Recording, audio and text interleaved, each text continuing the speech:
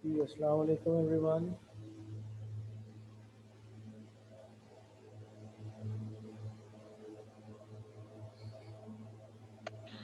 Good morning, sir.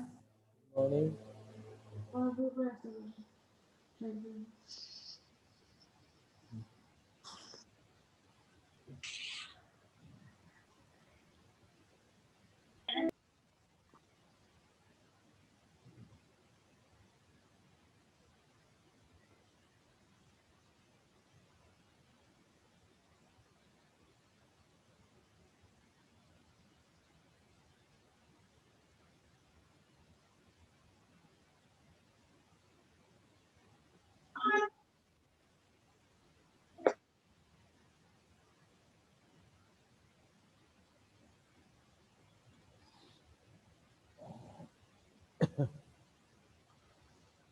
So how are you all? सब ठीक है? सबको आवाज़ आ रही है मेरी? Yes, sir. Yes, sir. Assalamu alaikum. वालेकुम अस्सलाम. Sorry last time class start ही हुई तो वो मेरी पावर शॉर्टेज हो गई, पावर चली गई. उसके बाद फिर मेरा लैपटॉप भी चार्ज नहीं था अनफॉर्चुनेटली, मुझे पता नहीं चला. रात को काम करते करते वैसे ही सो गया, तो इस वजह से कुछ मसला हो गया. तो एनीवे लेट्स आज हम स्टार्ट करते हैं.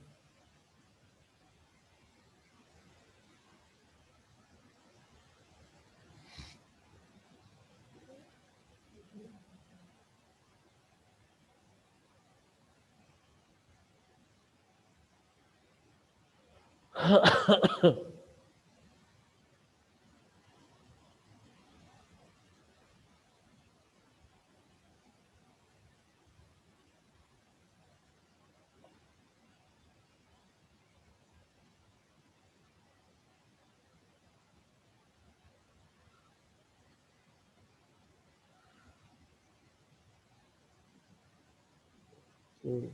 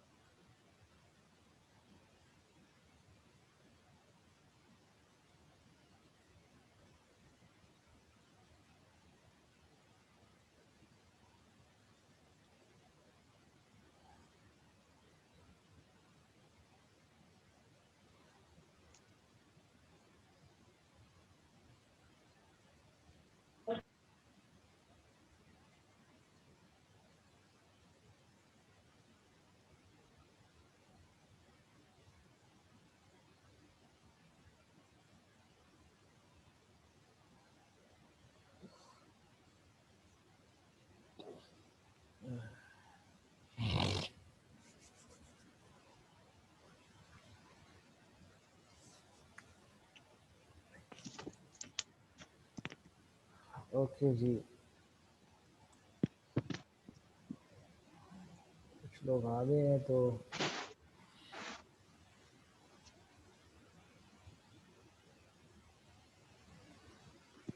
आज की डिस्कशन स्टार्ट करें.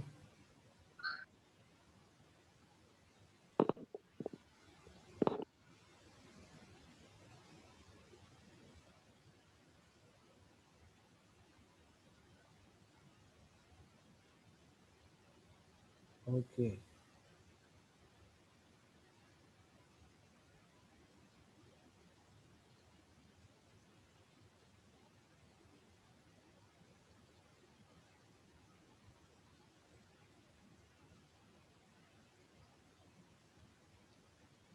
So everyone can hear me, and are you ready for the lecture to start? Yes, sir. Okay.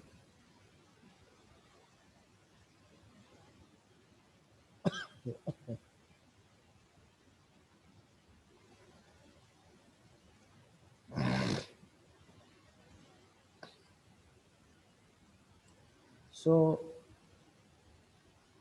last time we were discussing the some sources of energy, how to generate electrical energy, ठीक है जी, using other forms of energy.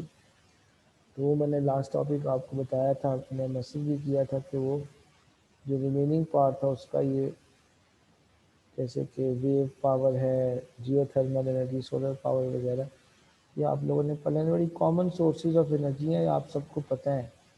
Wind power energy क्या होती है, tidal power, ठीक है। तो ये जस्ट आपने इनकी एक रिव्यू लेना है, इनको जस्ट थ्रू करना है, पढ़ना है, तो आपको पता चल जाएगा कि ये क्या है। बेसिकली ये different sources of power generation है।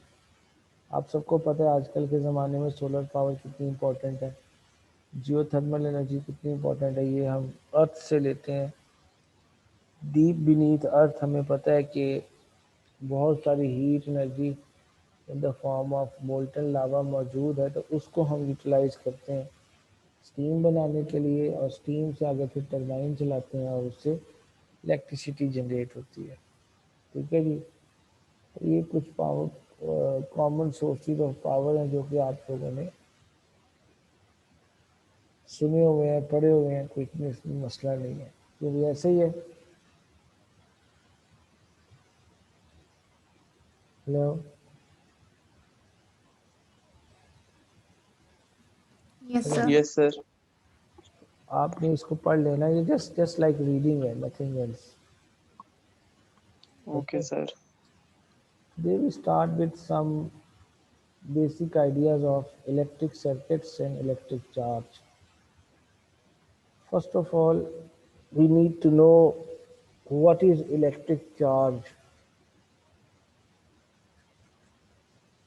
What do you know about electric charge? ये वर्ड तो सबने सुना है और शायद पढ़ा भी होगा इसके बारे में मैट्रिक एफएससी वगैरह में।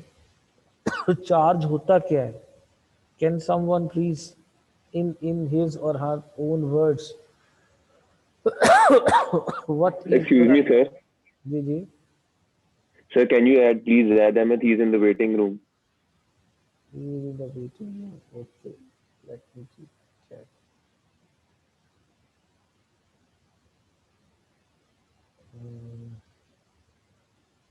मुझे तो नजर नहीं आ रहा है।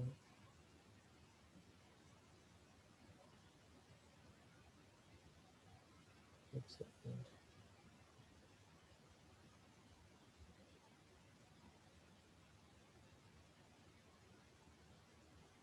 मुझे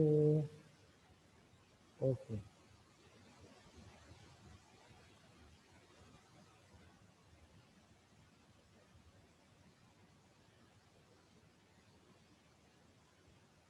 ठीक है जी। So he is added now. Actually, I am having a severe sore throat, तो मुझसे आज ज़रा थोड़ी तबीयत मेरी बिल्कुल ठीक नहीं थी।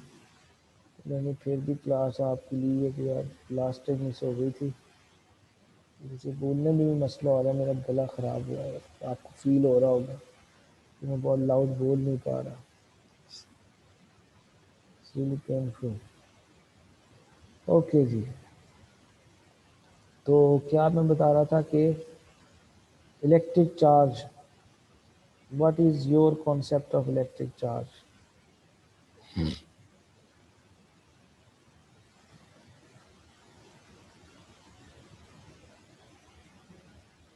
हेलो,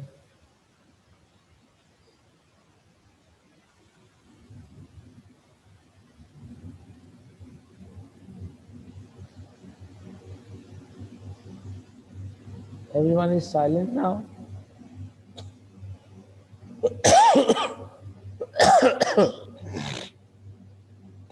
कुछ कंट्रीब्यूट करो यार, बिल्कुल ही चुप हो जाते हो सब लोग। There is a physical property of matter. Okay, That causes to experience a force when placed in an electromagnetic field. Magnetic field. let's not make things very much complicated, let's keep things very simple. Electric charge क्या होता है? इससे पहले आपने chapter 1 में, आपको याद होगा, आपने 7 बेसिक क्वांटिटीज पढ़ी थी, याद है सबको? 7 और 8 बेस क्वांटिटीज जो थी, ठीक है। Yes, sir. उसमें एक आपने टर्म डिफाइन की थी इलेक्ट्रिक करंट की, that was charge per unit time, although we will be defining electric current later on, लेकिन ये जो mass होती है किसी ऑब्जेक्ट की, ये हमें पता है it is composed of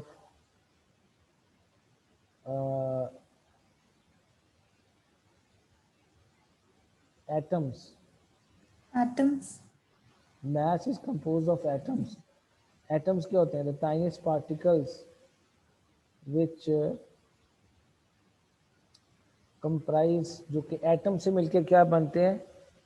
mess बनती है ना, पता है सबको। मैटर की सबसे जो टाइनीस्ट यूनिट है वो क्या है? एटम है। And atom itself is composed of three fundamental particles called electrons, protons and neutrons. ये तो बहुत फंडामेंटल, ये तो स्कूल लेवल की बात है जो आपको पता है।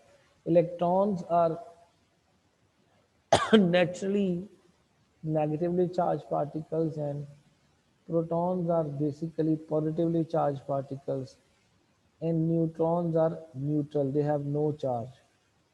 ये प्रोटॉन और इलेक्ट्रॉन तो हमें पता है कि ये न्यूक्लियस के अंदर मौजूद होते हैं और इलेक्ट्रॉन जो है वो सर्कुलेट करते रहते हैं अराउंड द न्यूक्लियस। ठीक है, ये सबको पता है ना इस बात का। इसका मतलब ये है Yes, sir. कि चार्ज जो है वो एक बेसिक प्रॉपर्टी है मैटर की। ठीक है, चार्ज होता है कहाँ पे? एटम में।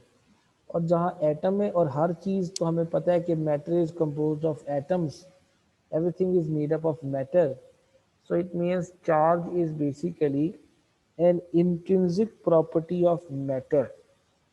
Intrinsic property का मतलब क्या होता है? Which is a natural property which exists by nature. ठीक है, so electric charge is basically a fundamental property of nature, or due to electric charge we have electric currents. Whenever a charge moves, it produces electric current. We will define formally the electric current as the charge per unit time later on. लेकिन हमें इतना पता है कि electric charge की वजह से ही electric current produce होता है। ठीक है जी, समझ आ गई है सबको? Yes, sir. Now the unit of electric charge. Electric charge is defined in terms of unit, a unit called coulomb. ठीक है, इलेक्ट्रिक चार्ज की यूनिट का नाम क्या है? कूलम है। बिल्कुल वैसे ही जैसे मैस की यूनिट क्या थी? किलोग्राम्स। लेंथ की यूनिट क्या थी? मीटर्स। टाइम की यूनिट क्या थी? Seconds. In a similar way, electric charge has a unit which is called coulomb. So,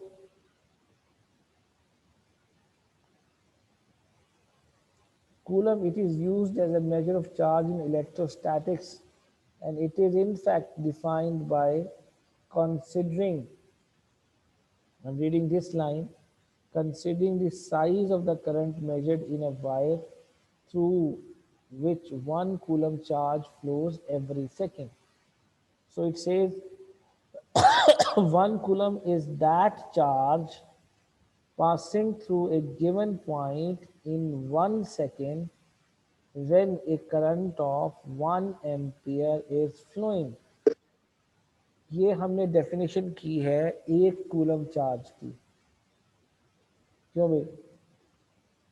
what is 1 coulomb charge? वो कहते हैं जो 1 कूलम चार्ज जब किसी वायर में से या किसी पॉइंट में से, आप इसको इस तरह समझ लें कि ये चार्ज मूव कर रहा है और 1 सेकंड में किसी वायर के, इलेक्ट्रिकल वायर के, ये जैसे कंडक्टिंग वायर्स होती हैं, जैसे कॉपर वायर है, तो कोई और किसी कंडक्टिंग वायर की बात करें, तो 1 सेकंड में किसी एक पॉइंट में से जितना चार्ज पास करेगा उसको हम, जिससे 1 एम्पेयर करंट प्रोड्यूस हो, तो हम कहेंगे उस चार्ज की अमाउंट कितनी है, 1 कूलम है। इफ़ यू रिमेंबर, तो हमने एम्पेयर की जो यूनिट थी that was one of the basic 7 base fundamental units, याद है सबको?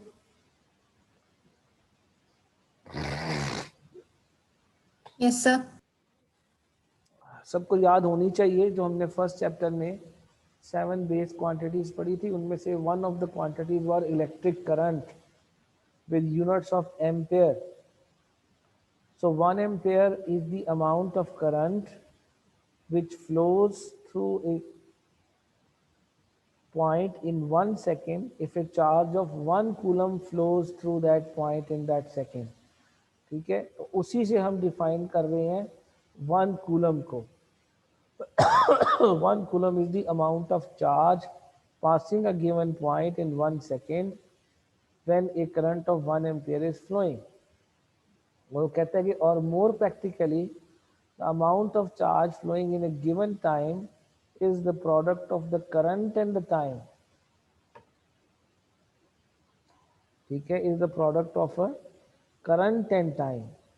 सो आई कैन से कि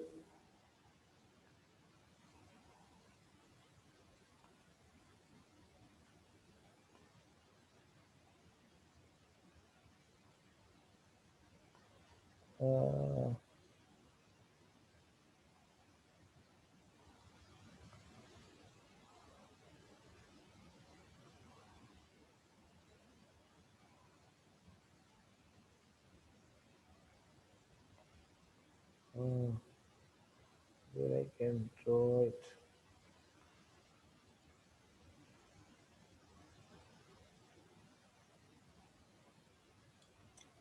I wanted to show you. Sorry.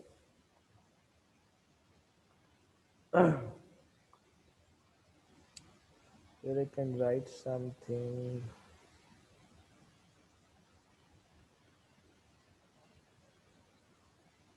No.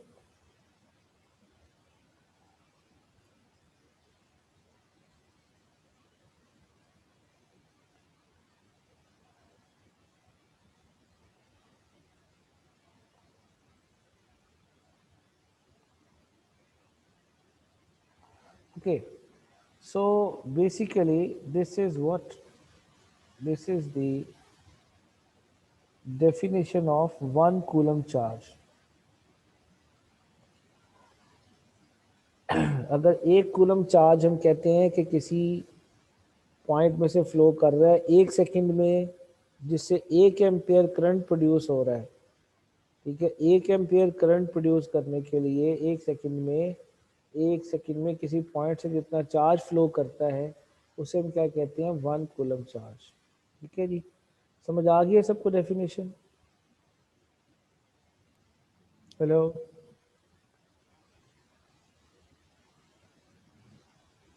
Yes sir, आ गई समझ।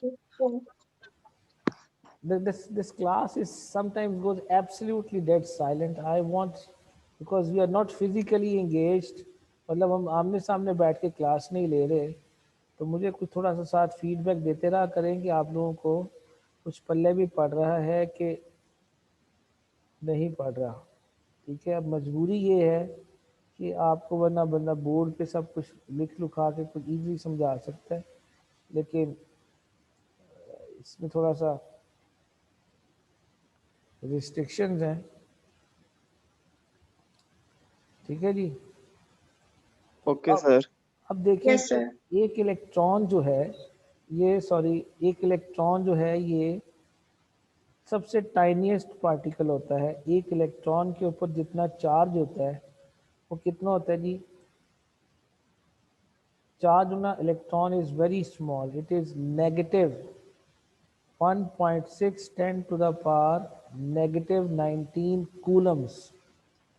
Remember, this is the tiniest amount of charge present in universe on an electron. और ये होता है नेगेटिव चार्ज। इलेक्ट्रॉन पे कौन सा चार्ज होता है? Negative. Similarly Negative, sir. Proton के ऊपर पॉजिटिव चार्ज होता है, और उसकी अमाउंट भी इतनी ही होती है, और वो होगा क्या, प्लस 1.6 10⁻⁻19 कूलम। मतलब उसका इलेक्ट्रॉन के चार्ज का मैग्नीट्यूड नेगेटिव होता है और प्रोटॉन पे उतनी ही अमाउंट में पॉजिटिव चार्ज होता है। यही वजह है कि हमें पता है कि एक atom as a whole neutral कब होता है, जब उसमें जितने number of electrons revolving around the nucleus होते हैं, the same number of protons are number of present inside the nucleus. That's why as the atom as a whole becomes neutral, remains neutral as long as you don't disturb it or you don't remove any of the electrons from its circulating orbits. So remember, this is the tiniest amount of charge present. So when a current of 1 ampere, it says, so when a current of 1 ampere flows down a wire, about 6 into 10 to the power 18 electrons pass every second. ये बात important है, और for the moment जब मैं class में कभी आऊँगा ना तो इंशाल्लाह ये आपको डिराइव करके दूंगा कि ये वाली जो वैल्यू ये है एक इलेक्ट्रॉन का चार्ज। बात समझ आ रही है सबको? Hello, Yes, sir. ऊपर हमने 1 Yes, sir, कूलम को समझ गई। डिफाइन किया है। 1 coulomb is the amount of charge passing through a given point in 1 second when a current of 1 ampere flows. So इसका मतलब है अगर 1 एम्पेयर करंट प्रोड्यूस करने के लिए किसी पॉइंट में से इतने इलेक्ट्रॉन्स पास करेंगे एवरी सेकेंड, तो तब 1 एम्पियर करंट होगा। So it says, so when A current of 1 ampere flows down a wire about 6 into 10 to the power 18 electron. जब इस वैल्यू का आप रेसिप्रोकेट करते हैं, यानी इसका 1 ओवर इनवर्स ले लेते हैं, तो आपके पास आ जाएंगे नंबर ऑफ इलेक्ट्रॉन्स आ जाएंगे। तो वो एवरी सेकंड में जब पास करते हैं तो तब एक एम्पेयर करंट प्रोड्यूस होता है। बहरहाल ये बात बिल्कुल फंडामेंटल है, आपको मैट्रिक की बुक में, एफएससी की बुक में ये चीज़ मिल जाएगी, रिटर्न मिल जाएगी, प्रूवन मिल जाएगी। सो इसमें कोई इतनी घबराने वाली बात नहीं है। So what it says now, a historical view of static electricity. थोड़ा सा इसका हिस्टोरिकल व्यू भी देख लेते हैं कि स्टैटिक इलेक्ट्रिसिटी क्या होती है। स्टैटिक का मतलब क्या होता है, when something is at rest, when something is not moving, something at stationary state, something at rest state. So when we say what is static electricity, इसका मतलब क्या है, we are talking about charges at rest when the charges are not moving, ठीक है। So it means ये historically हमें पता है, इंसान काफ़ी पुराने ज़माने से जानता है। इवन ग्रीस के दौर में भी लोगों को पता था कि स्टैटिक इलेक्ट्रिसिटी क्या है, चार्ज क्या है, और इसकी properties, different properties, basic properties क्या है। As it says, it has been known since the time of the Greeks that some materials behaved strangely when rubbed. Thales in, ये देखें कितना पुराना ज़माना है, ग्रीक्स के दौर का ज़माना है, ठीक है, around 640 to 560 BC, noted that amber, a fossilized pine resin obtained through the trade from the Baltic would attract light objects, ठीक है ना, if rubbed with a cloth। मतलब ये बता रहा है कि एम्बर एक मटेरियल था, ये एम्बर अभी अभी मौजूद होता है। एम्बर क्या होता है, ये कि एक फॉसिल फ्यूल्ड है, मतलब पुराने ज़माने में जो जानवर, मतलब फॉसिल से मिलने वाला एक मटेरियल है, ठीक है। जब इसको हम, ये कहाँ से मिलता है जी, मतलब इस डिटेल में जाने की जरूरत नहीं है कि कहाँ से मिलता है। ये एम्बर क्या होता है, पाइन रेजिन से मिलता है। जब इसको किसी लाइट ऑब्जेक्ट से के साथ रब करते हैं तो ये क्या करता है, इट अट्रैक्ट्स लाइट ऑब्जेक्ट्स। या इससे भी कॉमन एग्जांपल, आप सब लोग अपने बालों में कंघी करते हैं, क्यों भी करते हैं कि नहीं करते? Yes, sir. उसमें भी स्टैटिक चार्ज कभी कभी होता है। वो पता है ना, जब आप वो कंघी करके बालों को और किसी जैसे कि लाइट पेपर पेपर वगैरह के करीब लेके जाएं तो वो उसके साथ चिपक जाते हैं।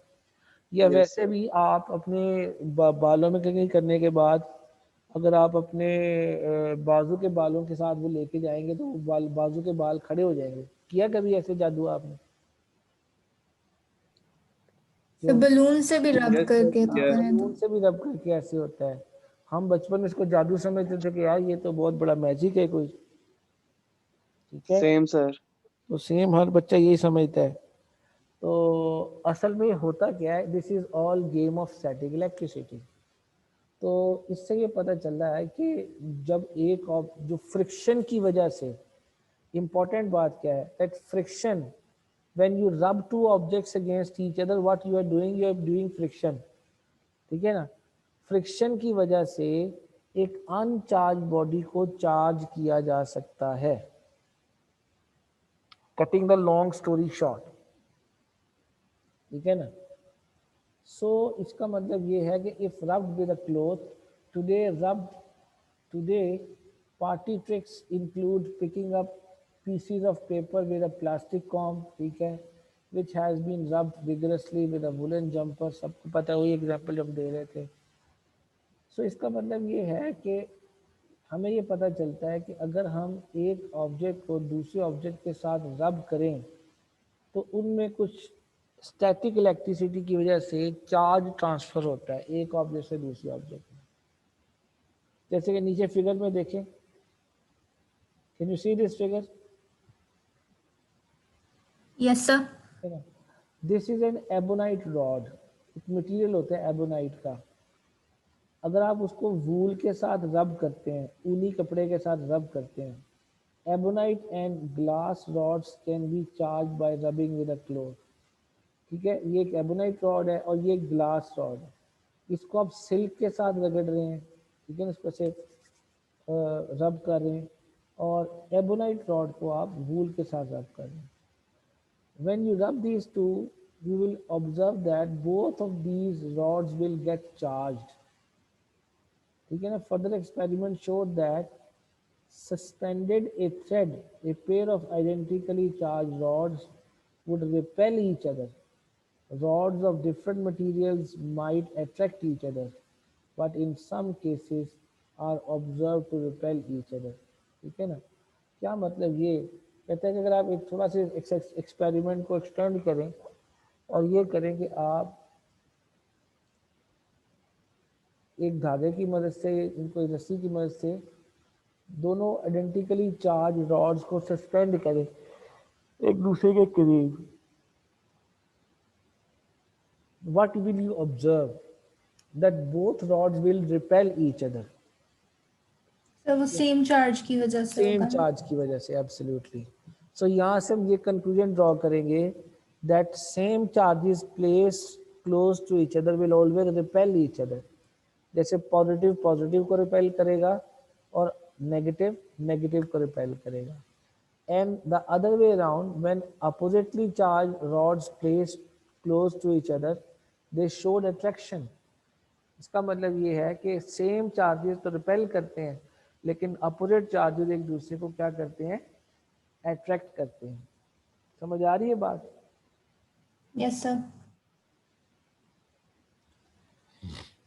तो ये वो कहते हैं कि Benjamin Franklin first suggested that the repulsion and attraction were due to the rods acquiring either positive or negative charge on electric fluids. मतलब ये कि पॉजिटिव और नेगेटिव चार्ज की वजह से इनके दरमियान अट्रैक्शन या रिपल्जन हो रही है। यहाँ पे जैसे उसने इसको फिगर में शो किया हुआ है कि ये ग्लास, ये भी पॉजिटिवली चार्ज है, ये रॉड भी पॉजिटिवली चार्ज है, तो ये इससे इस तरफ रिपेल हो रही है, पीछे की तरफ इसको धकेल रही है। तो यहाँ पे क्या हो रहा है, ये एबोनाइट रॉड है, ये नेगेटिवली चार्ज है, वो ये ग्लास रॉड है, ई वाली जो पॉजिटिवली चार्ज है, तो ये इसकी तरफ पुश हो रही है, मतलब इनके दरमियान अट्रैक्शन है, ठीक है जी। So it simply means glass हमेशा, जी एक्सक्यूज मी सर, जी एबोनाइट वो हमेशा नेगेटिवली चार्ज होता है। हाँ जी, इसमें ग्लास हमेशा पॉजिटिव। हाँ जी, इसमें ये होता है ना कि कुछ मटेरियल्स असल में हम ये इसकी थोड़ी सी डिटेल आगे पढ़ेंगे कि ये जो जब कोई बॉडी चार्ज होती है ना, तो इसका मतलब ये होता है कि उसमें से इलेक्ट्रॉन की ट्रांसफ़र हुई है। अगर एक ऑब्जेक्ट एक इलेक्ट्रॉन लूज़ करेगा तो उस पर एक नेगेटिव चार्ज लेस हो जाएगा। क्या ख्याल है? यस सर, इसलिए पूछ रही हूँ कि ग्लास में ग्लास का जो है वो लूज करता है इलेक्ट्रॉन्स और हाँ एबेनाइट जी, गेन करता है। इलेक्ट्रॉन बिल्कुल, ग्लास जो है वो इलेक्ट्रॉन्स को लूज करेगा तो वो पॉजिटिवली चार्ज हो जाएगा, और जो एबेनाइट रॉड है वो इलेक्ट्रॉन्स को गेन करके नेगेटिवली चार्ज हो जाएगी। ठीक है, हर मटेरियल की अपनी Okay, sir. प्रॉपर्टी होती है कि कुछ मटेरियल जो है वो इजीली पॉजिटिवली चार्ज हो जाते हैं, कुछ इजीली नेगेटिवली चार्ज हो जाते हैं। लेकिन इस केस में एबोनाइट जो है वो नेगेटिवली चार्ज ही होगी और ग्लास जो है वो पॉजिटिवली चार्ज ही होगा। ठीक है ना? सो इसका मतलब ये Yes, हो sir. गया कि अब हमने कुछ जो है ना वो कुछ फंडामेंटल जो है वो रिजल्ट्स 2-3 ड्रॉ कर लिए हैं, और वो ये कि same charges repel each other, opposite charges attract each other. अब हम इस चीज़ को जनरलाइज कर लेते हैं और एक फार्मूले की शक्ल में इसको इकट्ठा करने की कोशिश करते हैं कि ये जो फोर्सेस ऑफ अट्रैक्शन और रिपल्जन हैं ये कैसे फाइंड कैसे की जा सकती हैं, how we can calculate them, how we can quantify them. ठीक है ना? So forces between charges. ठीक है, सपोज यू हैव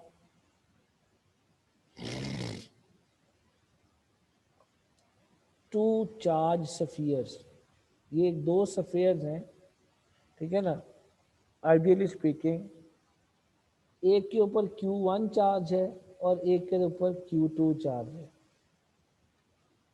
ठीक है ना?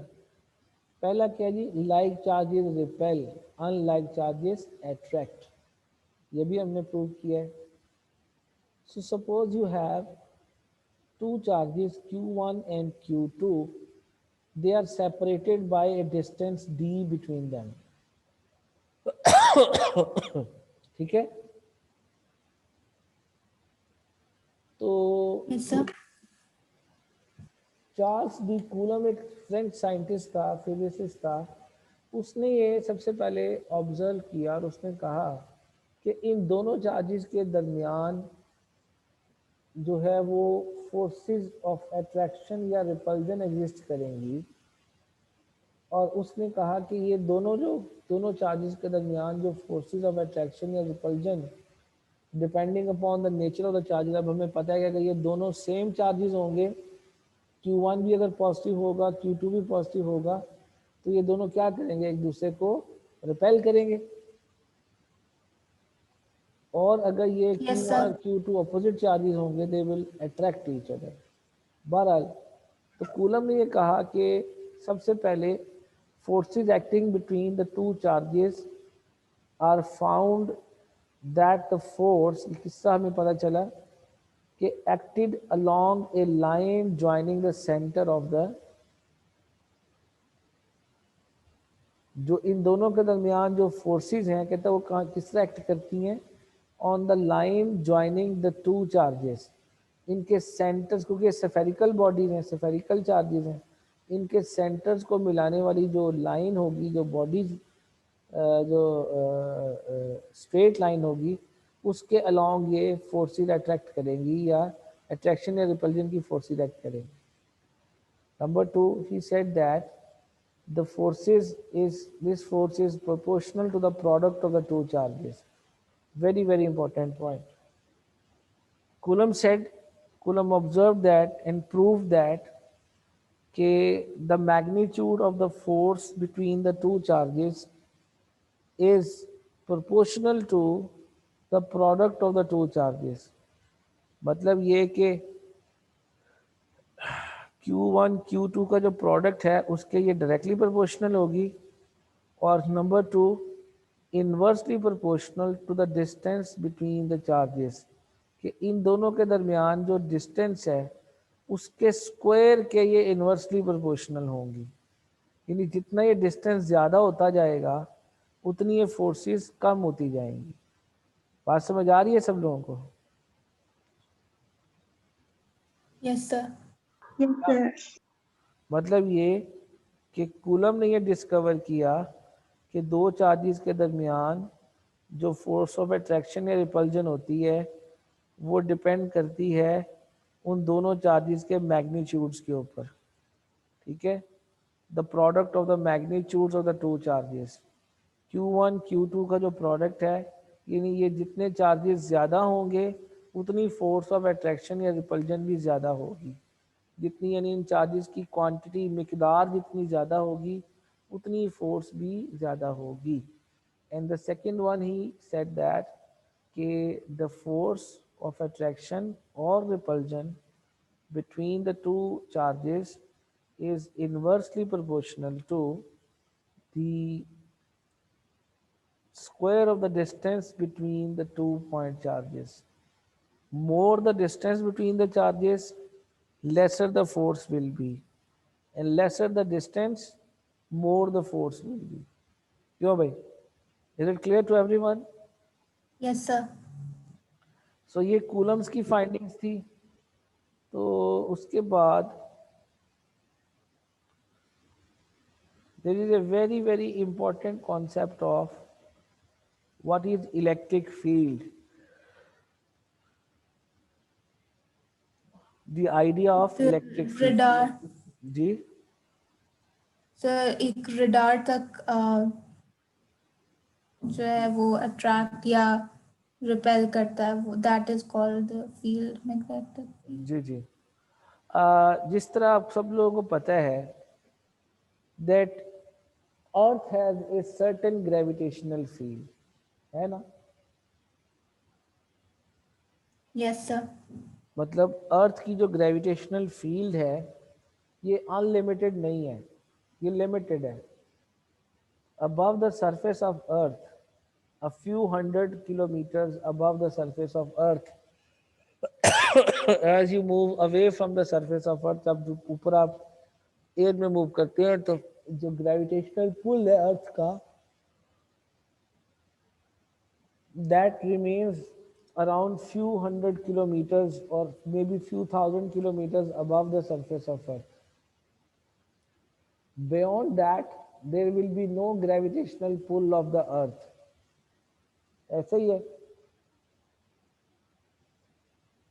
Yes sir. इसका मतलब ये है कि our earth has a certain limited gravitational field. It means it has a certain bound region around earth within which its gravitational effect can be felt. इसी तरीके से similar to that, every charge has a certain region around it within which any other charge can feel its force of attraction or repulsion. अच्छा, अब ये suppose करें कि ये आपके पास एक चार्ज Q है, this is a charge Q, okay, okay. and this is a bigger charge. You place a positive charge which is having a magnitude of +1 coulomb. This is called